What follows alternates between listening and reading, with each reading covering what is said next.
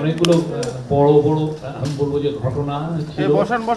এতক্ষণ কি করছে লোকগুলি? হচ্ছে যে সকালবেলায় আপনারা জানেন জুলাই গণ অভ্যুত্থানে যারা নিহত হয়েছেন তাদের পরিবার এবং যারা আহত হয়েছেন তাদের অনেকে এসেছিলেন এবং আমরা আজকের থেকে সরকারের মাধ্যমে তাদের যে তাদের পাশে দাঁড়ানোর কাজটা আমরা শুরু করেছি। আপনারা জানেন যে 21 জন শহীদ পরিবারকে 10 লক্ষ টাকা করে দেওয়া হয়েছে এবং 7 জন আহতকেও দেওয়া হচ্ছে। এবং প্রফেসর ইউনূস সেখানে একটা খুবই ইম্পর্টেন্ট, আমি বলবো যে খুবই ইম্পর্টেন্ট একটা স্পিচ দিয়েছেন। আপনারা আমি জানি না কতটুকু এটাকে নিয়েছেন, আমি ওইখান থেকে কোট করতে পারি উনি আজকে কি যা বলেছেন। বিচার তাৎক্ষণিকভাবে করতে গেলে প্রফেসর ইউনূস বলছেন বিচার তাৎক্ষণিকভাবে করতে গেলে অবিচার হয়ে যায়। বিচারের মূল জিনিসটা হলো এটা সুবিচার হতে হবে, অবিচার যেন না হয়। আমরা অবিচারের বিরুদ্ধে দাঁড়িয়েছিলাম বলেই এই সংগ্রাম হয়েছে, এই আত্মত্যাগ হয়েছে। আমরা যদি অবিচারে নামি তাহলে তাদের আর আমাদের মধ্যে তফাৎ থাকলো কোথায়? আমরা অবিচারে নামবো না। আমরা যারা অপরাধী তাদের পুলিশের হাতে আইনের হাতে সোপর্দ করব। যারা অপরাধী নয় পুলিশের হাতে দেওয়ার মতো নয় তাদের মানুষ করব। তাদের বলবো ভাই এদেশ আমরা একসাথে করি, যে দেশ আমরা একসাথে করি, যে দেশ আমরা একসাথে গড়ার স্বপ্ন দেখছি তোমরাও সেই স্বপ্ন দেখো। এদেশ আমার একার না, তোমারও এদেশ। তুমি এদেশের সন্তান, আমিও এদেশের সন্তান। তুমি আমাকে বহু কষ্ট দিয়েছো, আমি তোমাকে কষ্ট দেব না। আমরা একসাথে যত তাড়াতাড়ি পারি এটাকে একটা সুন্দর দেশ বানাবো। যারা অপরাধী তাদের অবশ্যই বিচার করতে হবে, যারা অপরাধী নয় তাদের সৎ পথে নিয়ে আসতে হবে। সারা দেশে সহিংসতার বিরুদ্ধে সবাইকে সজাগ থাকতে হবে। মারামারি করতে থাকলে দেশ এগোবে না, তাদেরকে কৃতকর্মের জন্য ক্ষমা চাইতে হবে, তাহলে জাতি হিসেবে আমরা এগোবো। খুবই পাওয়ারফুল এটা, আমি বলবো যে ওনার তরফ থেকে একটা খুব পাওয়ারফুল মেসেজ অফ রিকনসিলিয়েশন। আমরা আমাদের সোসাইটিতে যাতে এক ধরনের সবাই মিলমিশে থাকি। অবশ্যই যারা আইন হাতে তুলে নিয়েছিলেন, যারা ক্রাইম করেছে, যারা এই জুলাই গণহত্যার সাথে জড়িত বা তারও আগে যারা গুম খুনের সাথে জড়িত, করাপশনে, তাদের তো বিচার হবে। কিন্তু বাংলাদেশের ভাস্ট মেজরিটি মানুষ তারা আসলে শান্তিপূর্ণ একটা পলিটিক্স করতে চান। আমরা চাই সেই পলিটিক্সের পরিবেশটা শুরু হোক এবং আপনি জানেন সেই আলোকেই এই 15ই আজকে একটা ডিসিশন হয়েছে, 15ই ফেব্রুয়ারি কনসেনসাস কমিশন, ঐক্যমত্য কমিশনের প্রথম মিটিংটা হবে পলিটিক্যাল পার্টিগুলোর সাথে। যেই 6টা কমিশনে যেই রিপোর্টগুলো এসছে সেই রিপোর্টগুলো নিয়ে প্রথমবারের মতো প্রত্যেকটা যারা যারা পলিটিক্যাল পার্টি আছেন তাদের সাথে কথা ডায়ালগটা শুরু হবে। আজকে বিএনপির 3 জন নেতা এসেছিলেন প্রফেসর ইউনূসের সাথে দেখা করতে। তারা হলেন মির্জা ফখরুল ইসলাম আলমগীর, সেক্রেটারি জেনারেল, সালাউদ্দিন আহমেদ এবং মেজর হাফিজ উদ্দিন আহমেদ। তাদের আসলে মূল বক্তব্য ছিল তারা এই যে কিছু পরিস্থিতি উদ্ভব হয়েছে সে আলোকে দেশের পিস এন্ড স্ট্যাবিলিটির ব্যাপারে জোর দিয়েছেন। তারা বিচার কাজ যাতে খুব দ্রুত হয়, যারা এই অন্যায় অত্যাচারের সাথে জড়িত ছিলেন তাদের বিচার কাজ যদি খুব দ্রুত হয় সেগুলোর জন্য বলেছেন। এবং বিএনপির অসংখ্য কর্মী, বিএনপি কেন অপোজিশনের অনেক অসংখ্য কর্মী আপনি জানেন তাদের বিরুদ্ধে প্রচুর মামলা ছিল। তারা বলেছেন প্রায় 1,25,000 মামলা, এবং সেই মামলার তার বিষয়ে তারা জানতে চেয়েছেন যে এটা খুব দ্রুত যাতে মামলাগুলো, যেহেতু এটা হয়রানিমূলক ছিল এবং এতে অনেক ক্ষেত্রে গায়েবী মামলা হয়েছিল, সেগুলো উদ্যোগ করার কথা বলেছেন। আর এই অপারেশন ডেভিল হান্ট শুরু হয়েছে, তারা বলেছেন যে এখানে যেন কোনো হিউম্যান রাইটস এর কোন রকমের কোনো ভায়োলেশন না হয়। এবং চিফ অ্যাডভাইজারের তরফ থেকে বারবার বলা হয়েছে কোনোভাবেই হিউম্যান রাইটস ভায়োলেশন হতে দেওয়া হবে না। যারা যারা অন্যায় অত্যাচারের সাথে জড়িত, যাদের এগেইনস্টে সুস্পষ্ট অভিযোগ আছে ক্রাইমের তাদেরকেই এই অপারেশন ডেভিল হান্টের আওতায় আনা হচ্ছে, তাদেরকে আইনের আওতায় আনা হচ্ছে। এই ব্যাপারে আমরা খুবই সিরিয়াসলি মনিটর করা হচ্ছে। কোনো ধরনের কোনো হিউম্যান রাইটস এর কোনো ভায়োলেশন আমরা চাই না হোক এবং হবেও না। আর বিএনপির তরফ থেকে ইলেকশনের বিষয়ে বলা হয়েছে যাতে তাড়াতাড়ি ইলেকশন হয়। প্রফেসর ইউনূস বলেছেন যে অবশ্যই উনি এই বিষয়ে পুরো কনসেনসাস কমিশনের কাজটাই হবে এই বিষয় নিয়ে তাড়াতাড়ি কাজ করা, এবং এটা আপনারা জানেন আমরা এর আগে তো দুটো টাইম দিয়েছিলাম। একটা টাইম হচ্ছে এই বছরের ডিসেম্বরের মধ্যে, আর একটা পরের বছর জুনের মধ্যে। এখন এটা নিয়ে সামনে আপনারা আরো এই বিষয়ে আরো কিছু শুনতে পারবেন।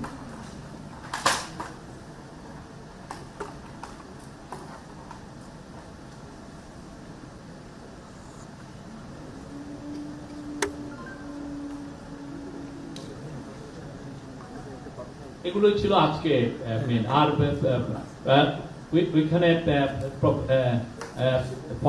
ফাইন্যান্স অ্যাডভাইজার সালেউদ্দিন আহমেদ ছিলেন, আইন অ্যাডভাইজার ডক্টর আসিফ নজরুল ছিলেন, এবং হাউজিং এবং পাবলিক ওয়ার্কস অ্যাডভাইজার শিল্প অ্যাডভাইজার আদিলুর রহমান খান ছিলেন।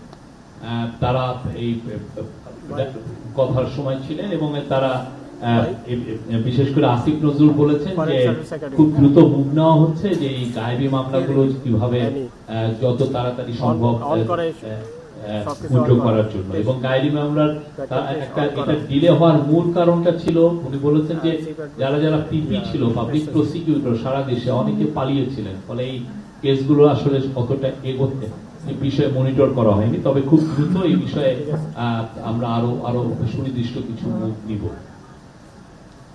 এই ছিল আজকে। আরো যেটা ছিল যে স্ট্যান্ডার্ড চার্টার্ডের গ্লোবাল সিইও এসেছিলেন, উনি বাংলাদেশের হয়ে, প্রফেসর ইউনূস বলেছেন যে বাংলাদেশের হয়ে যেতে কাজ করেন। আচ্ছা, আরেকটা বিষয় হচ্ছে তারা বিএনপির তরফ থেকে পূর্ণ সমর্থন, যে রিফর্মের ব্যাপারে পূর্ণাঙ্গ সমর্থন দেওয়া হয়েছে। তারা বলেছেন আপনারা রিফর্ম করবেন, এটা আমরা চাই, আমরা সব কমিশনের প্রস্তাবনা দিয়েছি, আমরা আপনাদের সাথে আছি। এই তারপরে আয়ারল্যান্ডের যিনি বাংলাদেশকে ফুল সাপোর্ট দিয়েছেন, আয়ারল্যান্ড আপনি জানেন ইউরোপের one of the richest country. আর ছিলেন আমরা কানাডার মিনিস্টার একজন আসছিলেন, সেখানে প্রসঙ্গক্রমে বেগম পাড়ার কথা আসছে। ওইখানে কানাডায় আপনি জানেন যে প্রচুর টাকা সাইফন হয়ে চলে গেছে, সেটা কিভাবে আমরা ফিরে নিয়ে আসতে পারি সেটার বিষয়ে কথা হয়েছে। তারপরে স্ট্যান্ডার্ড চার্টার্ডের গ্লোবাল সিইও উনি আসছেন, যে স্ট্যান্ডার্ড চার্টার 120 বছরের সেলিব্রেশনে উনি প্রফেসর ইউনূসের সাথে দেখা করছেন। উনি প্রফেসর ইউনূস বাংলাদেশের হয়ে উনি যেন কথা বলেন, বাংলাদেশকে নিয়ে অনেক ডিস ইনফরমেশন হচ্ছে, সেগুলো যাতে কম্পার্ট করার ব্যাপারে উনি তার ভয়েসটা রেজ করেন। এই ছিল আজকে আমাদের আজকের কাজকর্ম।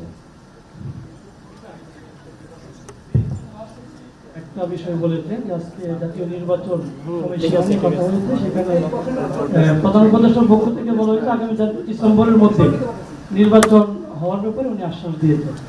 আসলে বিএনপির পক্ষ থেকে কি দাবি করা হয়েছিল আর প্রধান উপদেষ্টা আমাদেরকে কি বলেছেন জাতীয় নির্বাচন ইস্যুতে? আরেকটা হচ্ছে স্থানীয় নির্বাচনের বিষয়টা বলেছে, বিএনপি বলেছে যে জাতীয় নির্বাচনের আগে স্থানীয় নির্বাচন সেটা তারা মানবে। দুইটা ইস্যুতে স্থানীয় নির্বাচন নিয়ে তেমন একটা কথা হয়নি। জাতীয় নির্বাচনে ওনারা তো চাচ্ছেন যত তাড়াতাড়ি সম্ভব এই ডিসেম্বরের মধ্যেই চাচ্ছেন। আমাদের তরফ থেকে চিন্তা ভাবনা হচ্ছে এই বিষয়ে কাউন্সিল অফ অ্যাডভাইজার আছেন, তারা দেখবেন যখন এই ধরনের কোনো ডিসিশন হয় আপনারা জানেন। তারপরে নিতেছি আমাদের লেভেল কটলেসের সিকুয়েন্সি মিলে গেছে, আমি আরেকজনের ক্যামেরায় অডিও কেবল দিকে দিয়ে তারপরে নিতেছি।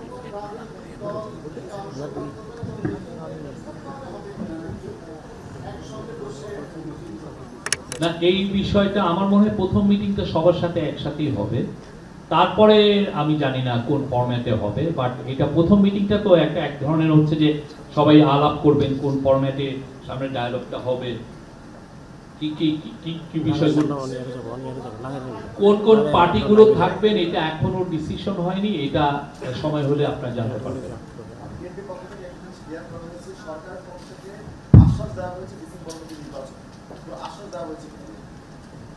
এটা আমি তো বললাম, আমি একটু আগে ওনাকে যে কথাটা বললাম ঠিক এর বাইরে আসলে আমাদের বলার কিছু নাই। আর এই বিষয়ে যদি কোনো সিদ্ধান্ত হয় আপনারা জানবেন সামনে। শফিক ভাই, আমার ইয়াসিন আমি এটিএন বাংলায় কাজ করি। বিএনপি মহাসচিব একটু আগে বলেছেন যে ফ্যাসিবাদের দোসর যারা ছিল সরকারের মধ্যে রয়েছে, আমলাতন্ত্রে রয়েছে, যারা সরকারি আমলা সচিব পর্যায় থেকে শুরু করে যারা ভাইটাল রোল প্লে করছেন, তাদের বিরুদ্ধে ব্যবস্থা গ্রহণ করার জন্য এক্ষেত্রে আসলে ডক্টর ইউনূস, প্রফেসর ইউনূস কি বলেছেন, কিংবা সরকারের স্ট্যান্ড আসলে কি হবে, কোন পদ্ধতিতে এই বিষয়টা আনবে? যে সমস্ত বিষয়ে আইনগতভাবে আমরা মেজার নেওয়া যায় আমরা কিন্তু সেগুলো মেজার নিচ্ছি, আমরা কিন্তু বসে থাকছি না। হ্যাঁ, সেটা যেই হোক, তবে কারোর এগেইনস্টে যদি সুনির্দিষ্ট আইনের ভায়োলেশন করার কোনো অভিযোগ থাকে অবশ্যই আমরা মেজার নিচ্ছি। এবং অনেকে আপনার সেই বিষয়ে অনেকগুলো কাজ হয়েছে, আমরা কিন্তু রেগুলার আপডেটও দিয়েছি। এর আগে আমরা 5 মাস শেষ হওয়ার পরে বা 100 দিন শেষ হওয়ার পরে অ্যাডমিনিস্ট্রেশনে আমরা কি কি কাজগুলো করছি, কত লোকের ট্রান্সফার হয়েছে, কত লোক নতুন নতুন ফেস কোথায় কোথায় এসছেন, আমরা এগুলো কিন্তু বলেছি। শফিক ভাই, আমি মেহেদি হাসান বলছিলাম 21 টেলিভিশন থেকে। তো রিসেন্টলি যে সহিংসতাগুলো হয়ে গেল, এইটার ব্যাপারে বিএনপি কি বলেছে? এখানে সরকারের দায় কতটুকু, বিএনপি কি মনে করে? বিএনপি যেটা আমি তো বললাম, বিএনপি স্ট্যাবিলিটির দিকে জোর দিয়েছে। আমরাও বলেছি যে আমরা স্ট্যাবিলিটি চাই। আপনারা জানেন প্রফেসর ইউনূস এই বিষয়ে খুব স্ট্রং স্টেটমেন্ট দিয়েছেন, এবং এর ফলে দেখেন ওনার স্টেটমেন্টের পরে দেশের শান্তিটা আবার ফিরে এসছে। আমি বলবো যে কোনো ধরনের আমরা তেমন কোনো মানে ভ্যান্ডালিজম আমরা দেখছি না। তো আমরা বলছি যে situation is now normal. Shafiq ভাই, আমি নিউজ 24 থেকে মারুফা বলছিলাম। আর হ্যাঁ, বিএনপি শেখ হাসিনাকে এটা ব্লেম করেছেন যে পতিত স্বৈরাচার, উনি এই বিষয়গুলো ইনস্টিগেট করছেন, এবং এটা এই পুরো বাংলাদেশকে ইনস্ট্যাবিলিটি করার, এখানে ক্যাওস এবং ইনস্ট্যাবিলিটি তৈরি করার পিছনে তারই মুখ্য ভূমিকা। জি শফিক ভাই, আমি মারুফা বলছিলাম নিউজ 24 থেকে। অপারেশন ডেভিল হান্ট নিয়ে বোধহয় ওনারা কিছু বলেছেন, সেটি স্পষ্ট করে জানতে চাই, এবং বলেছেন যে এই ধরনের অভিযানগুলো নিয়ে পূর্ব যে ধরনের অভিজ্ঞতা রয়েছে সেই ধরনের কোনো ঘটনা যেন পুনরাবৃত্তি না হয়, কোনো ইনোসেন্ট মানুষ যেন আসলে অবিচারের সম্মুখীন না হয়। না, আমাদেরও একই, আমরা এই বিষয়ে আমাদেরও একই কথা। যখন অপারেশন ডেভিল হান্ট শুরু হয় তখনই কিন্তু নির্দেশ দেওয়া হয়েছে ইন্টারিম গভর্নমেন্টের তরফ থেকে, চিফ অ্যাডভাইজারের অফিসের থেকে দেওয়া হচ্ছে কোনোভাবেই যাতে কোনো ইনোসেন্ট যাতে এর দ্বারা অ্যাফেক্টেড না হয়, কোনোভাবেই যাতে কারো হিউম্যান রাইটস ভায়োলেশন না হয়, এ বিষয়ে সুস্পষ্ট নির্দেশনা দেওয়া হয়েছে। রোডম্যাপের বিষয়েও বিএনপির মহাসচিব আমাদেরকে বললেন কিছুক্ষণ আগে যে 15ই ফেব্রুয়ারি এটার ঘোষণা আসতে পারে, এমন একটা মানে ইঙ্গিত উনি দিলেন নির্বাচনী রোডম্যাপ। 15ই ফেব্রুয়ারি কনসেনসাস কমিশনের সাথে মিটিং হবে ইন্টারিম গভর্নমেন্টের। এই কনসেনসাস কমিশনের সাথে পলিটিক্যাল পার্টিগুলোর মিটিং হবে, এটুকু আমি জানি এবং এটুকু আপনাদেরকে আমি জানিয়েছি। শফিক ভাই, আমার নাম মইনুল হক, আমি নিউএস থেকে বলছি। আমাদেরকে বিএনপির মহাসচিব একটু আগে বলেছেন যে রিসেন্টলি সারা দেশে যে হামলা এবং ভাঙচুরের কিছু ঘটনা ঘটেছে সে বিষয়ে উনি বলেছেন যে আইন শৃঙ্খলা রক্ষাকারী বাহিনীর সামনে এগুলো ঘটেছে এবং সরকারের দায় এড়াতে পারে না, এবং এইটা একটা অস্থিরতা তৈরি করছে। এবং তারা যে লিখিত ইয়েটা সরকারকে দিয়েছে সেখানে বলছে যে সরকারের যথাযথ পদক্ষেপ গ্রহণে মনস্কানা দেখাতে ব্যর্থ হচ্ছে, এ কারণে গণ অভ্যুত্থানের আকাঙ্ক্ষা ম্রিয়মান হতে শুরু করেছে। এই ব্যাপারে আপনারা? সরকার যথাযথ মেজার স্টেপ নেওয়ার কারণেই আপনি দেখেন কালকে বা আজকে আপনার কোনো ধরনের কোনো শুনেছেন যে কোথাও কোনো অ্যাটাক হয়েছে। আমরা তো মেজার নিচ্ছি, আমরা দেশের মানুষের সিকিউরিটির ব্যাপারে ফুললি হাইলি কনসার্ন। আমরা প্রত্যেকের সিকিউরিটি এনশিওর করা, এটা আমরা প্রতিজ্ঞাবদ্ধ, সেটা আমরা করছি।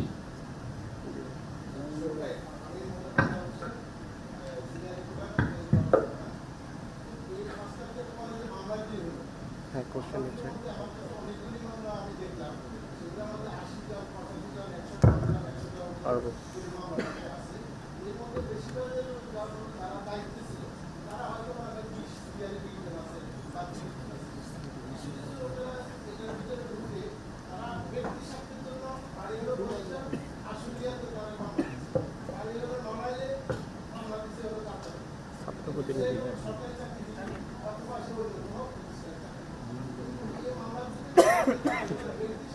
ছাত্র প্রতিনিধি ছাত্র প্রতিনিধি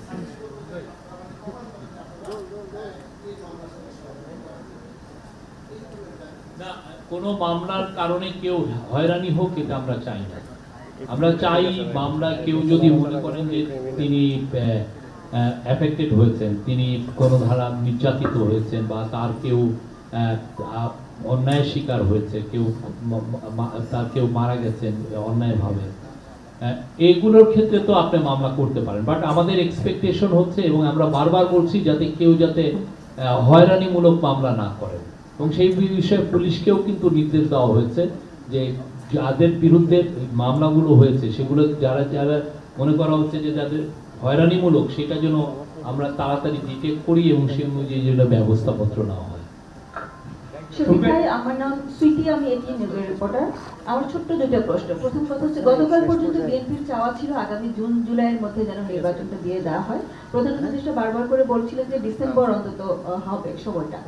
আজকে মনে হচ্ছে যে একমত হয়েছেন, যে বিএনপিও এরকমই বলছে যে ডিসেম্বরের মধ্যে নির্বাচনের ব্যাপারে তারা তাদের প্রত্যাশার কথাতে একমত হয়েছেন, এরকমই মনে হলো। এটা আমি ঠিক ধরেছি কিনা। আর দ্বিতীয়ত হচ্ছে, অপারেশন ডেভিল হান্ট যেটা চলছে, সেখানে বিএনপির কোনো নেতাকর্মী অ্যারেস্ট হয়েছে বিপুল পরিমাণে বা সংখ্যাটা, এই ধরনের কোনো অভিযোগ বা তালিকা আপনাদের কাছে বলেছে কিনা, যে তাদেরকে নির্দোষ হিসেবে ধরে তাদের মুক্তির ব্যাপারে চাপ দিয়েছে কিনা? না, এই বিষয়ে কোনো আলাপ হয়নি। বাট দুই পক্ষের তরফ থেকে একটা বিষয় বলা হচ্ছে যে কোনো ইনোসেন্ট ব্যক্তি যাতে এর দ্বারা হ্যারেস না হয়, অ্যাফেক্টেড না হয়, সেই বিষয়ে আমরাও সব আমাদের ইন্টারিম গভর্নমেন্টের তরফ থেকে সিকিউরিটি মানে আইন শৃঙ্খলা বাহিনীকে নির্দেশ দেওয়া হয়েছে কারোর জন্য হিউম্যান রাইটস ভায়োলেটেড না হয়। আর ইলেকশনের কথা বললেন আপনি, ইলেকশনের ডেটের আগেই তো প্রফেসর মিস দুইটা ডেট দিয়েছিলেন, একটা হচ্ছে ডিসেম্বর আর একটা হচ্ছে জুন। এখন যদি সমস্ত পার্টি মিলে বলে যে না আমরা ডিসেম্বরেই চাই, তো সেক্ষেত্রে সেটা উনি তো বলেছেন, ওনার এমন না যে উনি একটা জায়গায় স্টিক করে আছেন যে না আমি জুনেই করব, এরকম তো আর উনি বলেননি। এটা হচ্ছে পলিটিক্যাল পার্টিগুলো কি এক্সপেকটেশন, তারা কি চায় সেটার উপরেই মূলত এটা ডিপেন্ড করবে। অর্থাৎ বিএনপি আরো 6 মাস সময় ধৈর্য ধরতে রাজি আছে, কারণ এটা আপনি বিএনপি কে প্রশ্ন করবেন। ঠিক আছে, ধন্যবাদ। আজকে বইমেলাতে একটা স্টলে ভাঙচুর হয়েছিল তসলিমা নাসরিনের বই রাখার অভিযোগে, এটাকে আপনারা ইয়ে করুন। আমি এই বিষয়টা আমরা জেনেছি এবং এই বিষয়ে আমরা অলরেডি বাংলা একাডেমির সাথে কথা বলেছি এবং বাংলা একাডেমির সাথে আমরা বলেছি যে এই বিষয়টা খুব দ্রুত আমাদেরকে জানাতে, কি ঘটনাটা কি হয়েছে, বিকজ ঘটনাটা বেশিক্ষণ আগে ঘটেনি, ফলে ফুল যে বিষয়টা আমরা এখনো জানি নাই। বাট আমরা তাদেরকে বলেছি যে খুব দ্রুত এটা জানার বিষয়। বইমেলা খুবই একটা পবিত্র জায়গা এবং আমরা সেটার পবিত্রতা রাখতে চাই। আমি মাহফুজ সাদি, এইদিকে আমি আমার দেশে কাজ করি। তো ওই যে প্রাথমিকের শিক্ষকদের বিষয়ে আসলে কি আলোচনা বাকি দিচ্ছে? আজকে এই বিষয়ে কোনো আলোচনা হয়নি।